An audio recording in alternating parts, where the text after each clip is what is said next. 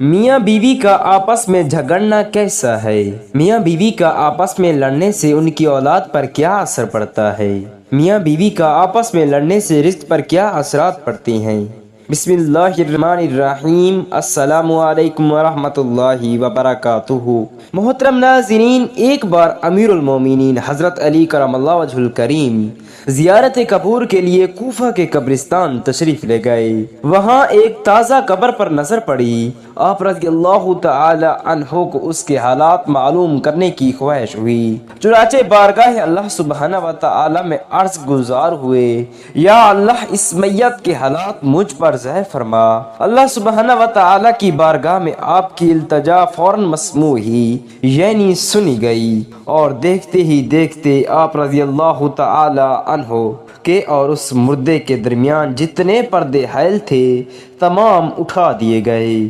اب ایک قبر کا بھیانک منظر آپ رضی اللہ تعالی عنہ کے سامنے تھا۔ آپ کیا دیکھتی ہیں کہ ایک مردہ آگ کی لپیٹ میں ہے اور رو رو کر آپ سے اس طرح فریاد کر رہا ہے، امیر المومنین میں آگ میں ڈوبا ہوا ہوں اور آگ میں جل رہا ہوں۔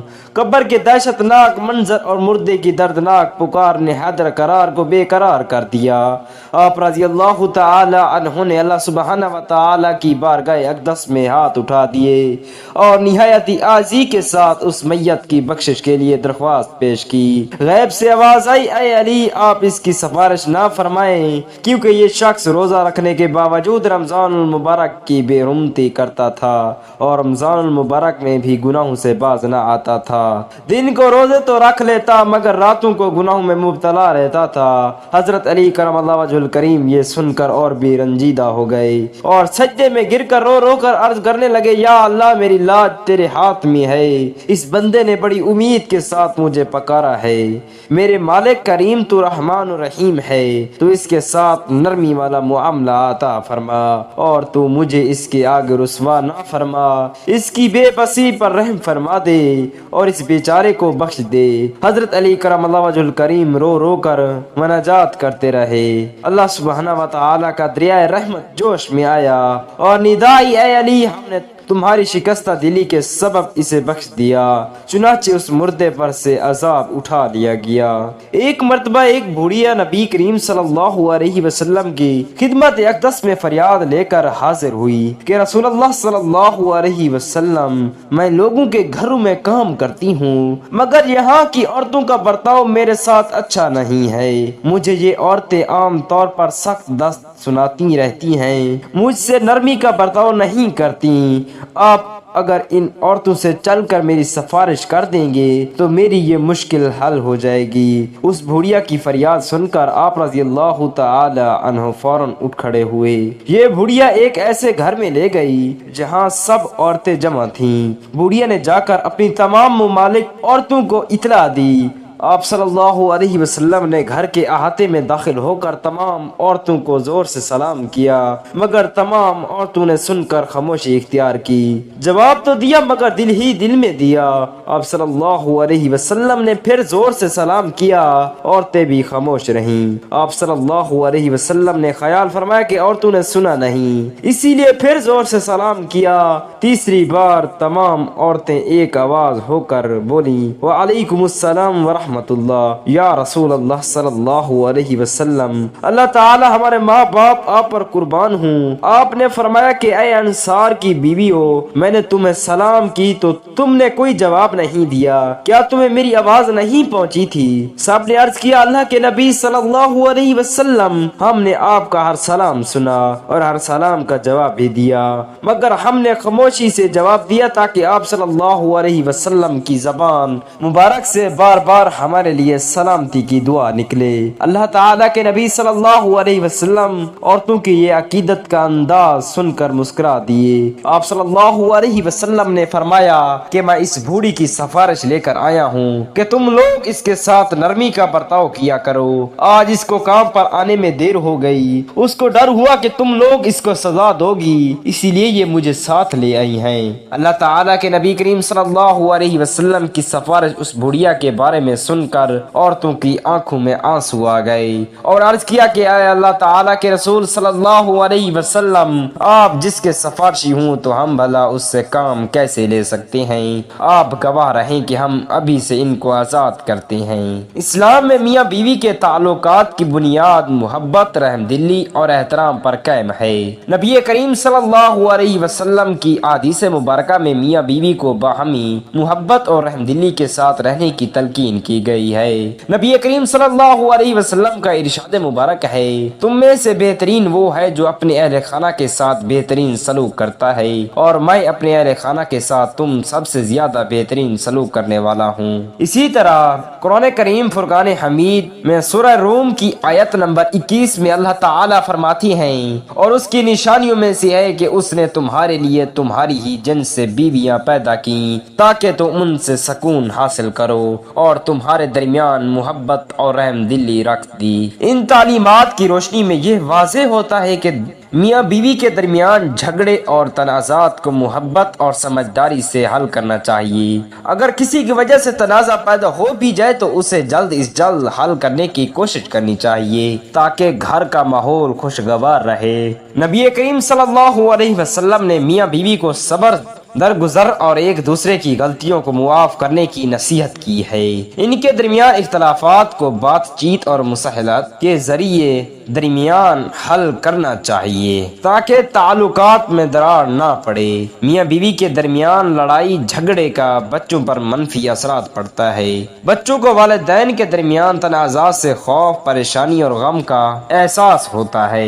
یہ جذباتی عدم استحکام کی نفسیاتی صحت پر برا اثر ڈال سکتا ہے۔ جب بچے اپنے والدین کو لڑتے ہوئے دیکھتی ہیں تو ان کا اپنے گھر کے ماحول پر اعتماد کم ہو جاتا ہے، وہ غیر محفوظ محسوس کر سکتی ہیں اور انہیں کسی پر بھروسہ کرنے میں دقت ہو سکتی ہے۔ مستقل جھگڑوں کی وجہ سے بچوں کی توجہ اپنی پڑھائی سے ہٹ سکتی ہے، جس سے ان کی تعلیمی کارکردگی متاثر ہو سکتی ہے۔ والدین کی لڑائی بچوں کے ذہن میں رشتوں کی منفی تصویر بنا سکتی ہے۔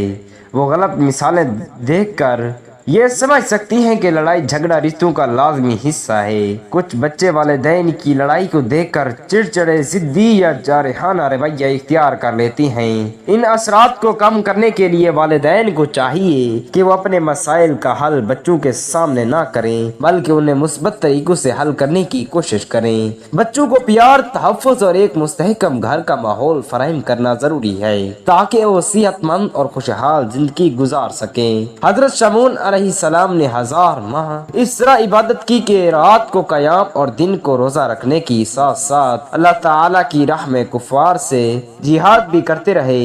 وہ اس قدر طاقتور تھے کہ لوہے کی وزنی اور مضبوط زنجیروں کو اپنے ہاتھوں سے توڑ ڈالتے تھے۔ ایک مردہ کفار نہنجار نے جب یہ دیکھا کہ حضرت شمعون علیہ السلام پر کوئی بھی حربہ کارگر نہیں ہوتا تو باہم مشورہ کرنے کے بعد بہت سارے مال و دولت کا لالچ دے کر آپ علیہ السلام کی زوجہ کو اس بات پر آمادہ کر لیا کہ وہ کسی رات نیند کی حالت میں آپ علیہ السلام کو پائے تو انہیں نہایت ہی مضبوط رسیوں سے خوب اچھی طرح جکڑ کر ان کے حوالے کر دے۔ چنانچہ بے وفا بیوی نے ایسا ہی کیا۔ جب آپ علیہ السلام بیدار ہوئے اور آپ نے اپنے آپ کو رسیوں سے بندھا ہوا پایا تو فوراً اپنے اعضاء کو حرکت دی۔ دیکھتے ہی دیکھتے تمام رسیاں ٹوٹ گئیں اور آپ علیہ السلام آزاد ہو گئے۔ پھر اپنی بیوی سے استفسار کیا، مجھے کس نے باندھا؟ تو بے وفا بیوی نے وفاداری کی نقلی اداؤں سے جھوٹ موٹ کہہ دا کہ میں تو آپ کی طاقت کا اندازہ کر رہی تھی کہ آپ علیہ السلام ان رسیوں سے کس طرح اپنے آپ کو آزاد کراتی ہیں۔ بات رفع دفع ہو گئی۔ ایک بار ناکام ہونے کے باوجود بے وفا بیوی نے ہمت نہیں ہاری اور مسلسل اس بات کی تاک میں رہی کہ کب آپ علیہ السلام پر نیند طاری ہو جائے اور وہ انہیں باندھ دے۔ آخر کار ایک بار پھر موقع مل ہی گیا، لہٰذا جب آپ علیہ السلام پر نیند کا غلبہ ہوا تو اس ظالمہ بیوی نے نہایت ہی چالاکی کے ساتھ آپ علیہ السلام کو لوہے کی زنجیروں میں اچھی طرح جکڑ دیا۔ جو ہی آپ علیہ السلام کی آنکھ کھلی، آپ علیہ السلام نے ایک ہی جھٹکے میں تمام زنجیروں کی ایک ایک کڑی الگ الگ کر دی اور بآسانی آزاد ہو گئے۔ بیوی یہ منظر دیکھ کر حیران رہ گئی، مگر پھر مکاری سے کام لیتے ہی वही बात दोहराई कि मैं तो आप अलैहिस्सलाम को आजमा रही थी। दौरान गुफ्तगू हजरत शमून अलैहिस्सलाम ने अपनी बीवी के आगे अपना राज अफशा कर दिया कि मुझ पर अल्लाह ताला का बड़ा करम है, उसने मुझे अपनी विलायत का शर्फ अनायत फरमाया है। मुझ पर दुनिया की कोई चीज असर नहीं कर सकती मगर हाँ सर के बाल। चलाक औरत सारी बात समझ गई। उस औरत को दुनिया की मोहब्बत ने अंधा कर दिया। आखिर एक बार मौका पाकर उसने आप अलैहिस्सलाम को आप ही के उन 8 बालों से बांध दिया जिनकी दराजी जमीन तक थी। ये उंगली उम्मत के बुजुर्ग थे। हमारे आका अलैहिस्सलाम की सुन्नत गैसो ज्यादा से ज्यादा शान तख्त है। आप अलैहिस्सलाम ने आंख खुलने पर बड़ा जोर लगाया मगर आजाद ना हो सके। दुनिया की दौलत के नशे में बदमस्त बेवफा औरत ने अपने नेक और पारिसा शौहर को दुश्मनों के हवाले कर दिया। कुफार बदअतवार ने हजरत शमून अलैहिस्सलाम को एक सतून से बांध दिया और इंतहाई बेदर्दी और सफाकी से उनके नाक कान काट डाले और आंखें निकाल ली। अपने वकीली कामिल की बेकिसी पर रब्बुल इज्जत की इज्जत को जोश आया। कैरो कहार और गजब जब्बार ने जालिम कफारों को जमीन के अंदर धंसा दिया और दुनिया के लालच में आकर बेवफाई करने वाली बीवी पर कहरे खुदाबंदी की ऐसी बिजली गिरी और वो भी खाके सतर हो गई। रिवायत में आता है कि एक मर्तबा किसी शादी की तकरीब में शिरकत के लिए उम्मुल मोमिनीन हजरत सैयदा खदीजतुल कुबरा रज़ियल्लाहु तआला अन्हा हजरत सैयदा फातिमा तो ज़हरा रज़ियल्लाहु तआला अन्हा को लेकर उस शादी की तकरीब में चली गईं, जहां देखकर बच्चियों को शौको कीमती लिबास पहने देखकर जब उम्मुल मोमिनीन हजरत सैयदा खदीजतुल कुबरा रज़ियल्लाहु तआला अन्हा ने अपनी सादा सी बेटी के कपड़ों को देखा तो उदास हो गईं। आप रज़ियल्लाहु तआला अन्हा की अगरचे उस वक्त उम्र कम थी मगर हजरत फातिमा तो रज़ियल्लाहु तआला अन्हा ने अपनी वालिदा माजिदा हजरत खदीजतुल कुबरा रज़ियल्लाहु तआला अन्हा से कहा, आप हरगिज परेशान ना हूँ। मैंने वालिद बुजुर्गवार अल्लाह ताला के रसूल सल्लल्लाहु अलैहि वसल्लम से सुना है कि मुसलमान लड़कियों को बेहतरीन लिबास तकवा और उनका जेवर शर्म व हया है। उम्मुल मोमिनीन हजरत सैयदा खदीजतुल कुबरा रज़ियल्लाहु तआला अन्हा ने जब बेटी की ये बात सुनी तो बेइख्तियार अपने गले लगा लिया। उम्मुल मोमिनीन हजरत सैयदा आयशा सिद्दीका रज़ियल्लाहु तआला अन्हा फरमाती है, मेरे सरतार साहिब मेराज सल्लल्लाहु अलैहि वसल्लम का फरमाने आली शान है, जो बंदा रोजे की हालत में सुबह करता है उसके लिए आसमान के दरवाजे खोल दिए जाते हैं और उसके अज़ा तस्बीह करते हैं और आसमान दुनिया पर रहने वाले फरिश्ते उसके लिए सूरज डूबने तक मग़फ़िरत की दुआ करते रहते हैं। अगर वो 1 या 2 रकातें पढ़ता है तो ये आसमानों में उसके लिए नूर बन जाती है और हूर ऐन यानी बड़ी बड़ी आंखों वाली हूरों में उसे उसकी बीवियां कहती हैं, ऐ अल्लाह ताला तू उसको हमारे पास भेज दे, हम इसके दीदार के बहुत ज्यादा मुश्ताक हैं। और अगर वो ला इलाहा इल्लल्लाह या सुबहान अल्लाह या अल्लाहु अकबर पढ़ता है तो 70,000 फरिश्ते उसका सवाब सूरज डूबने तक लिखते रहते हैं।